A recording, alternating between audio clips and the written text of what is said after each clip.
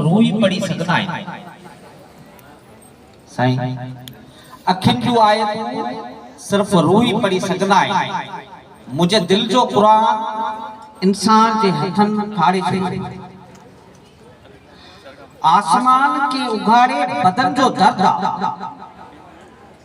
आसमान के उघाड़े बदन जो दर्द अज रात एडी सर्दा जण को ताजो जावल मोइल बार। ही रात जो गुनाह है या इंसान जो छा चवा? ही रात जो गुनाह है या इंसान जो? मु तो पंहिंजा गुनाह तुझे सवाबन से धोइण ते चाहिया, पर मु ॾिठो तो तुझा सवाब मुझे गुनाहन का वधिक मेरा हुआ। मु चाहियो तो तू समझी, मु चाहियो तो तू समझी हिजाब विछोड़न के जन्म ॾींदा आहिनि।